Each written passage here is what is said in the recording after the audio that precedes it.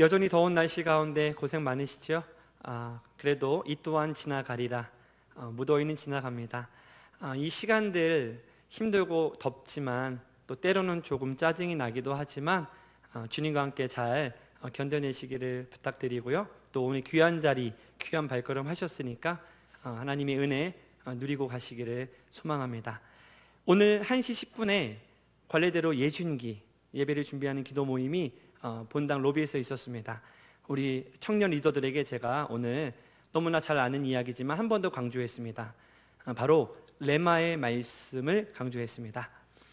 지금 이 시간에 저는 한 사람이고 몸은 하나이기 때문에 똑같은 말씀을 전하지만 각자에게 들려질 때는 그들에게 특별히 깨달아지는 말씀이 있습니다.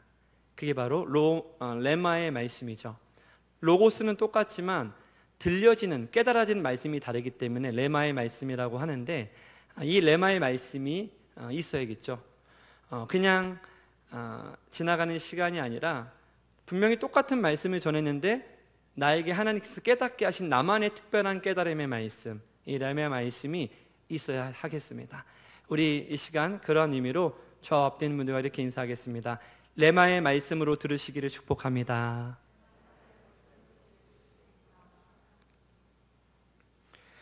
오늘 본문은 이 바울의 서신 가운데에 가장 성숙한 교회론을 담고 있다고 하는 에베소서인데요, 만물 안에서 만물을 충만하게 하시는 이의 충만함이니라 라는, 얼핏 듣기에는 조금 복잡하고 어려운 이런 문장이 들어가서 헛갈릴 수도 있겠지만, 이해가 조금 어려울 수도 있겠지만 핵심은 매우 단순합니다. 바로 교회는 예수님의 몸이고 또 교회는 예수님으로 충만해야 한다, 이것입니다. 요즘 뉴스를 보면 마음이 좀 무거울 때가 많은데요, 정치도 혼란하고 경제도 어려운 데다가 그렇다 보니까 이 정말 황당하고 때로는 충격적이고 비극적인 사건들이 참 많고요, 기록적인 호우가 있었죠. 그래서 이 여러 피해가 발생한 바 있습니다. 그래서 마냥 웃을 수만은 없는 요즘 하루하루를 보내고 있는데요, 그런데 이런 어려움에 더해서 우리의 마음을 아주 힘들게 하는 것이 있다면 그것은 바로 교회가 교회답지 못해서 벌어지는 사건, 사고, 소식입니다. 때로는 저와 여러분이 어디 가서 저 기독교인이에요, 저 교회 다녀요, 저 크리스찬이에요 라고 말하기가 조금 부끄러울 정도로 심각한 문제들이 교회 안에서 벌어지고 있는데요, 왜 그럴까요? 왜 그런 일이 다른 곳도 아닌 이 교회에서 벌어질까요? 그 이유는 단순합니다.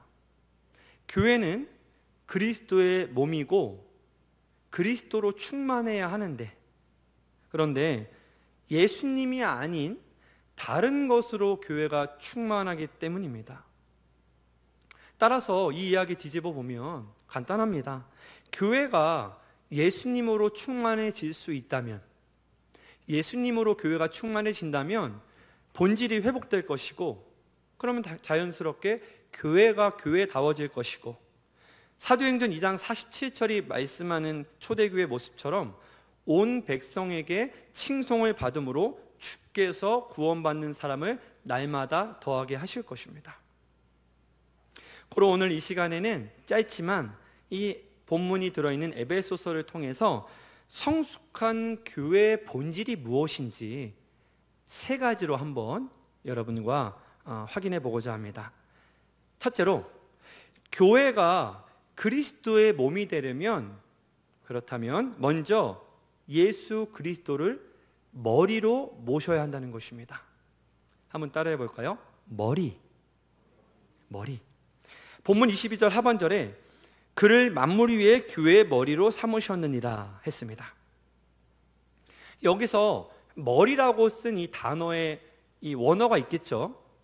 이 원어에는 케팔레라는 이 단어가 쓰였는데요, 단순히 신체 부위만 뜻하는 것이 아니고 권위, 통치성, 방향성, 생명의 원천 이런 의미도 있습니다. 실제로 여러분 몸을 한번 보십시오. 여러분 몸을 한번 생각해 보세요. 다 몸이 있죠? 어때요? 몸은 이 머리의 지시와 통제를 받습니다.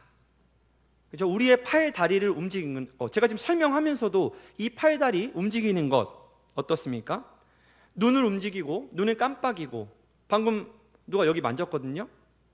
방금 누가 또 이렇게 돌렸어요. 방금 지금 누가 폰을 쓰고 있습니다. 지금 여러 행위들이 있는데, 이러한 모든 행위들이 어때요? 머리가 주는 신호에 의한 것이거든요. 혹시 목사님, 저는 좀 특별해서요, 저는 오른쪽 엄지발가락이 움직이는 대로 저는 살거든요. 이런 사람이 있어요? 없죠? 다 이 머리가 지시하는 대로 움직인단 말이죠.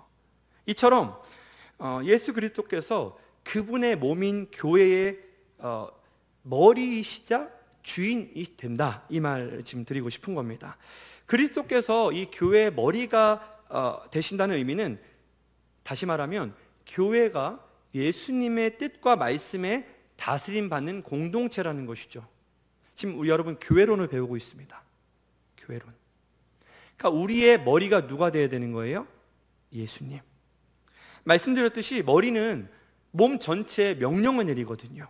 방향을 제시합니다. 따라서 교회가 예수님을 머리로 모신다는 것은 우리의 모든 결정과 방향이, 조금 좁혀서 얘기하자면 우리 중국동교회 작은 천국 청년부가, 우리 청년부가 예수님의 말씀에 근거해서 움직여야 한다는 뜻입니다. 또 그리스도가 교회의 머리라는 것은 당연히 교회가, 우리가 그분의 명령에 순종하는 공동체라는 것이죠. 머리가 지시하는데 그대로 움직이지 못하는 것은 안타까운 일이지만 우리가 정상이라고 하지 않습니다. 장애를 가졌을 때의 경우죠. 머리가 지시할 때 그대로 움직일 수 있어야 그 사람이 정상적인 생활을 할 수 있는 것입니다. 머리가 손을 들라고 하면 손을 들게 되겠죠. 들어야 하죠.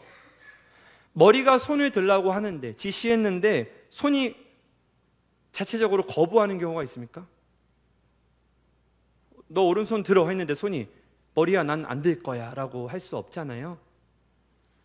만약 마찬가지로 교회는 주님의 명령에 절제적으로 순종한다, 이 말입니다.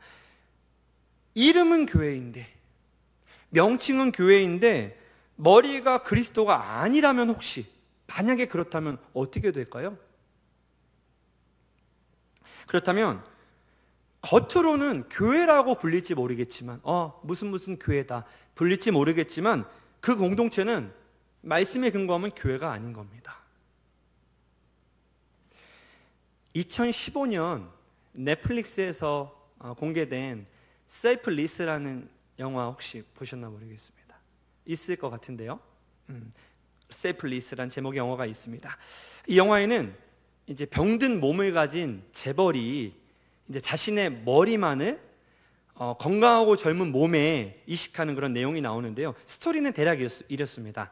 68세의 나이에 어떤 뉴욕 부동산 재벌이 있는데 암 말기로 인해서 시한부 인생을 진단받고 6개월 이렇게 살고 있었는데, 한 바이오 회사에서 그의 머리를 젊고 건강한 몸에 이식해 주겠다는 그런 제안을 하는 겁니다. 그리고 그 젊은 몸이 어떤 사람의 몸이 아니라 실험실에서 배양된 인공적인 몸이라는 얘기를 했어요. 그러니까 이 재벌이 뭔가 좀 양심의 가치를 느끼지 않을 거 아닙니까? 이게 어떤 사람의 몸이 아니라 배양된 몸이다. 그래서 괜찮네 이렇게 받아들이고 본인의 머리를 그 몸에 이식을 했습니다. 그런데 이 몸이 그 이식 수술 이후에 적응하기 위해서 매일 먹어야 할 약이 있었는데, 이 주인공이 그 약을 끊자, 안 먹기 시작하자 전혀 다른 사람의 이 기억과 환상이 나타나는 거예요. 이상하잖아요. 그래서 알아봤더니 진실은 뭐였냐면, 이식받은 그 젊은 몸이 실험실에서 배양된 몸이 아니었고, 돈을 위해서 자기 몸을 판 어떤 군인, 전직 군인의 것이었다는 그런 굉장히 상상을 자극하면서 또 상상력과 기술을 적절히 동반한 그런 영화가 있었는데요.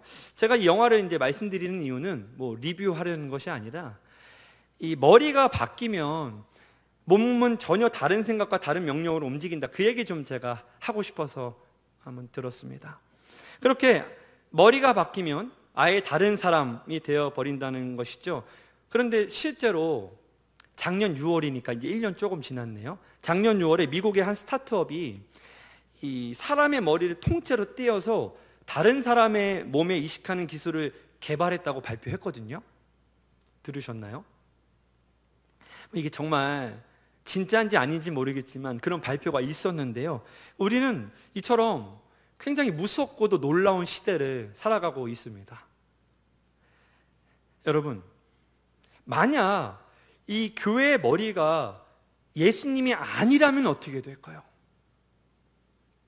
그렇다면 다시 반복하지만 그 공동체는 더 이상 교회가 아닌 겁니다. 안타깝게도 오늘날 적지 않은 교회가 예수님이 아닌 다른 것들을 머리로 삼고 있지는 않은지 생각하지 않을 수 없습니다. 어떤 교회는 돈이, 어떤 교회는 권력이, 어떤 교회는 힘이 있는 몇몇 사람이 교회의 결정을 좌지우지합니다. 어떻습니까? 그런 교회는 예수님의 몸된 교회라고 말하기 어렵죠. 여러분, 분명히 하셔야 됩니다. 다른 어떤 것도 예수님을 대신할 수가 없는 겁니다. 진정한 교회라면 오직 예수님만이 그 교회의 머리가 되셔야 한다는 사실을 여러분 잊지 마셔야 합니다. 둘째로, 오늘 본문은 교회가 유기체, 즉 한 몸이라는 사실을 강조하고 있습니다. 본문에서 교회는 그의 몸이니라고 말씀했는데요, 교회를 이 예수님의 몸에 비유한 이 표현이 우리에게 던지는 통찰이 큽니다. 이따가 순모임 때도 순장들이 강조하겠지만 성경에서 비유를 얘기하면 그 비유에 너무 매몰되면 오히려 잘못 갈 수 있고요, 그 비유가 뭘 주고자 하는지 그 뜻에 집중하시면 여러분들 은혜가 되실 겁니다. 우리 몸을 한번 생각해 볼게요. 몸에는 눈, 귀, 코, 입, 손, 발은 못 들겠어요? 발, 많은 부위가 있지 않습니까? 그리고 그 모든 지체가 많이 있지만 동시에 단 하나의 몸을 이루고 있습니다. 고린도전서 12장 12절과 13절에서 바울이 이렇게 설명하죠. 몸은 하나인데 많은 지체가 있고 몸의 지체가 많으나 한 몸인과 같이 그리스도도 그러하니라. 우리가 유대인이나 헬라인이나 종이나 자유인이나 다 한 성령으로 세례를 받아 한 몸이 되었고, 이 구절에 보면 초대교회의 다양성이 얼마나 놀라운지 알 수 있습니다. 한 교회 안에서 서로 다른 민족이 섞여 살고요, 같은 공동체 안에서 종이 있고요, 자유인이 있고요, 심지어는 아주 높은 신분의 사람이 모였다는 것이죠.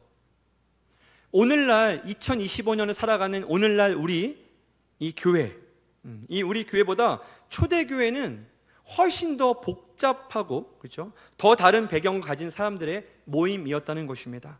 그런데 이렇게 굉장히 이질적이라고 할까요? 굉장히 이질적인 사람들을 하나로 만든 분이 누구냐? 바로 머리 대신 예수님이라는 것입니다. 그리고 우리가 각자 받은 한 성령님이십니다.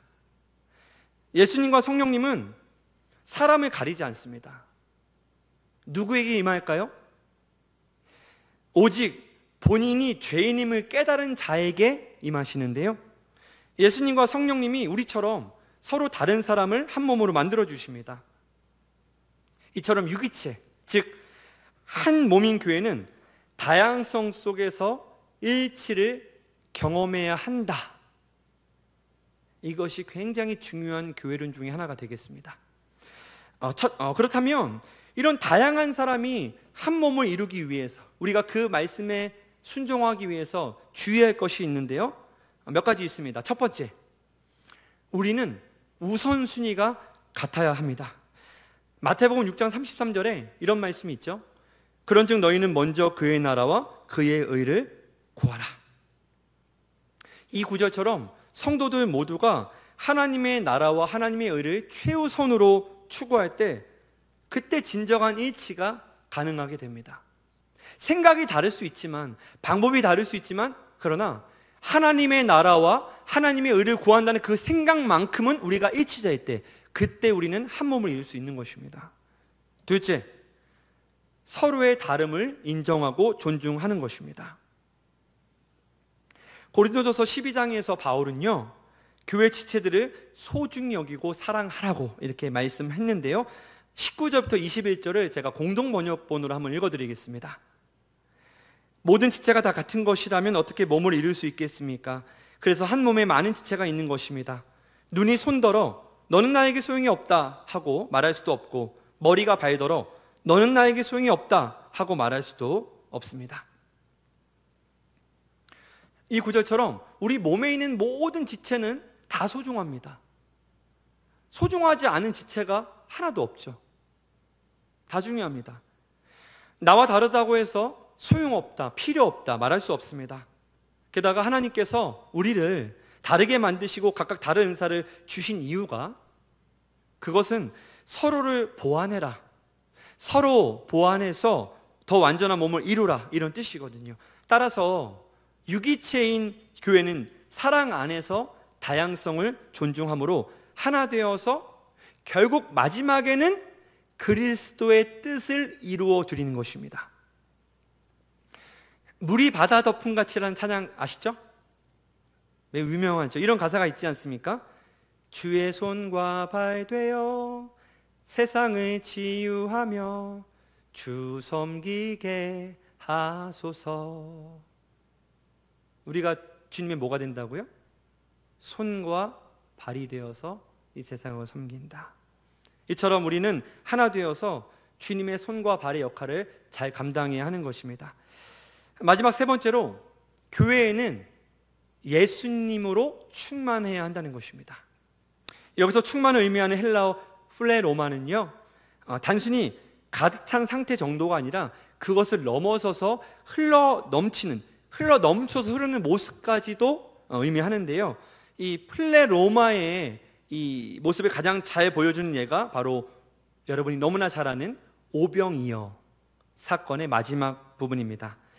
5,000명 이상이 배부르게 먹고 남은 빵과 물고기 부스러기가 12바구니를 채우고 넘쳤죠. 마가복음 6장 43절에 보면 이렇습니다. 남은 떡 조각과 물고기 12바구니에 차게 거두었으며 라고 말씀하는데요, 여기서 차게 거두다가 바로 플레로마를 번역한 문장이 되겠습니다. 그러니까 이 원화가 묘사하는 그림은요, 빵과 물고기의 남은 조각이 바구니에 가득 찬 정도가 아니라 바구니에 가득 차고 넘쳐서 흘러 넘치는 모습까지를 의미한다는 것이죠. 자, 그렇다면 이 교회가 예수님으로 충만해야 되겠는 건 알겠는데, 그렇다면 예수님으로 충만하다는 의미가 뭐냐? 이런 거죠. 우리 교회 안에 모든 활동에서 예수님이 중심이 되시고 예수님이 주인이 되시는 것, 이게 바로 예수님으로 충만한 것입니다. 이것은 교회에서 드리는 모든 예배뿐만이 아니라 모든 활동의 중심이 예수님이 되셔야 한다는 것이죠. 구체적으로 한번 얘기해 볼까요? 교회 안에서 어떠한 결정을 내릴 때 좀 어려울 때가 있습니다. 저도 목회하면서 어떠한 결정을 내릴 때 어려울 때가 있습니다. 그때 바로 이러한 생각을 하는 것이죠. 예수님이라면 어떻게 하셨을까? 여러분 그런 생각하고 신앙생활 하시나요? 우리는 본능적으로 내 생각이 먼저 나가죠. 이렇게 해야 되겠다. 이것이 맞는 것 같다. 그런데 예수님으로 충만한 공동체의 사람은 예수님이라면 어떻게 결정하셨을까를 생각합니다. 먼저 생각하는 것이죠. 그러니까 공동체의 사역 방향을 결정할 때, 또는 예산을 집행할 때, 또는 갈등이 있어요, 없어요? 교회라면서 갈등이 없나요? 있죠. 갈등이 있을 때, 그 갈등을 해결할 때 나의 지식과 경험도 중요합니다. 그러나 더 먼저 앞서는 것은 예수님의 뜻이 무엇인지를 구하는 교회가 바로 예수님으로 충만한 교회라는 것입니다. 예컨대 어떤 교회에서 새로운 사역을 시작하려고 할 때 이 사역을 하면 우리 교회가 좀 소문 좀 날까? 이 사역을 하면 교회가 좀 커질까? 그 생각이 나쁘다기보다는 그런 생각을 먼저 하는 것이 아니라 이 사역이 예수님을 기쁘시게 할까? 이 사역이 예수님의 마음에 합할까를 먼저 고려하는 것입니다.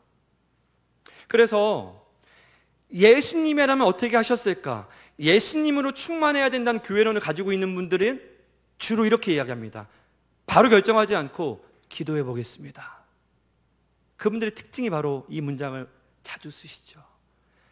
머리로는, 내 지식으로는 바로 판단할 수 있습니다. 그런데 그렇게 하지 않고 기도해 보겠습니다 하고 기도하시죠. 제 주변에 있는 신앙의 선배님들, 그리고 우리 리더들 중에서도 그런 정말 본받아 마지 않는 훌륭한 분들이 계시더라고요.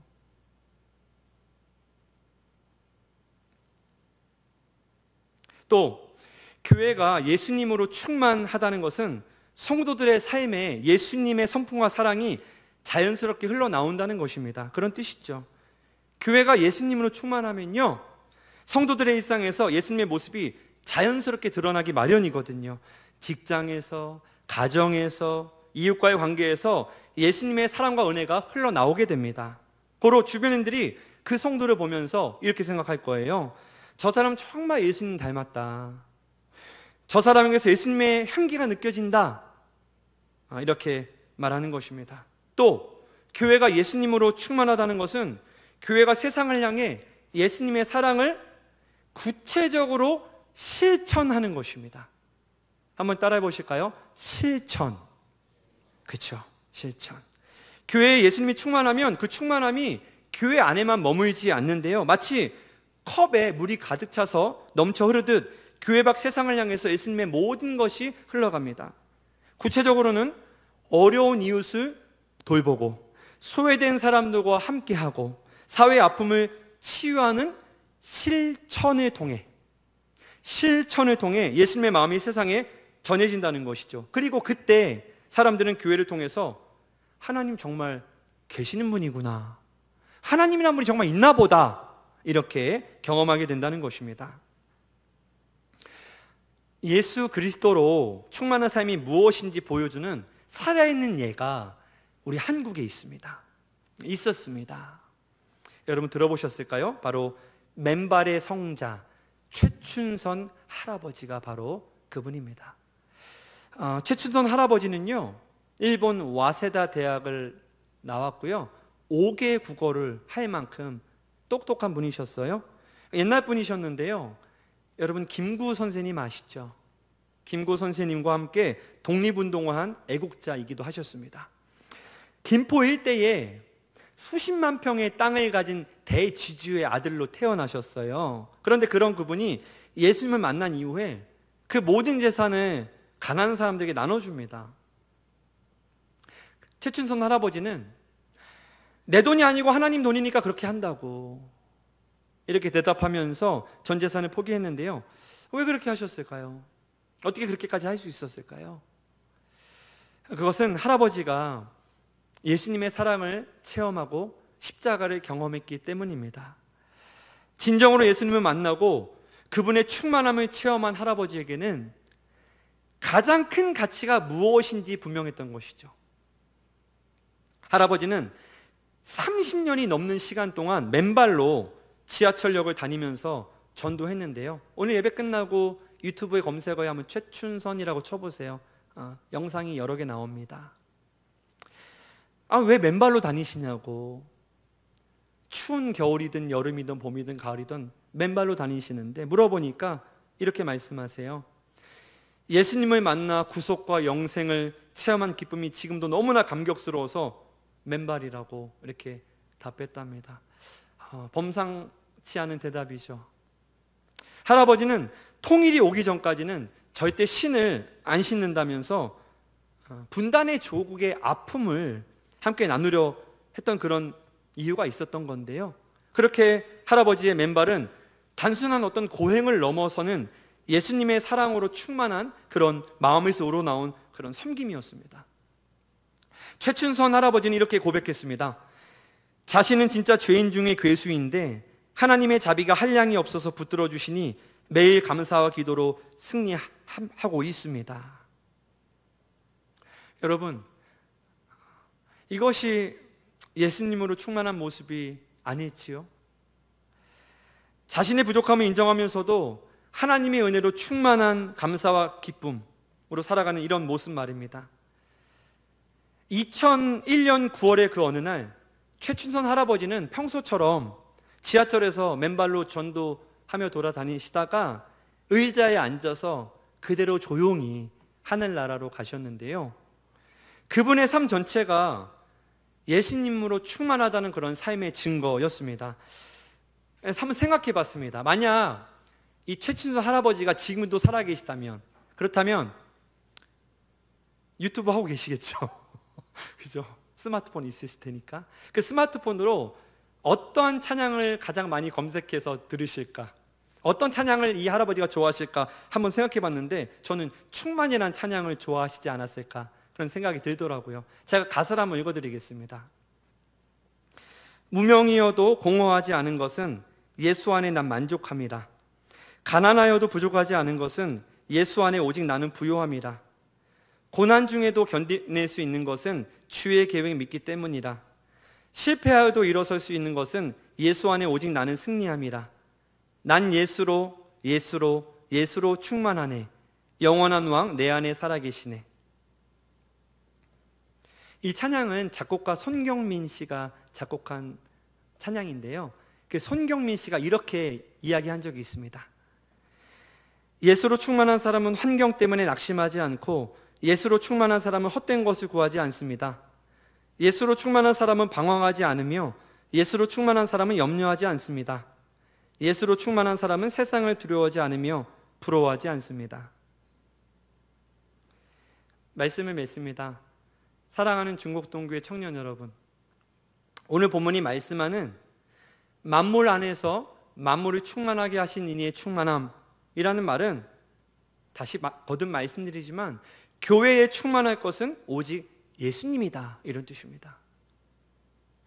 그런데요, 놀라운 것은요, 교회를 가득 채우고 충만하게 하시는 예수님이라는 분은 교회 밖에서 우리 안에 부어주시는 그런 분이 아니라 만물 안에서, 우리 안에서, 우리 공동체 안에서, 교회 안에서 계속 차오르는 분이라는 것입니다. 이미 계신데 그분이 점점 더 차오르는 것이죠. 최춘선 할아버지처럼 예수님으로 충만한 사람은요, 세상 그 어떤 것도 부러워하지 않습니다. 내 안에 예수님으로 충만해서 감당할 수 없는 은혜가 있는데 뭐가 부러울까요?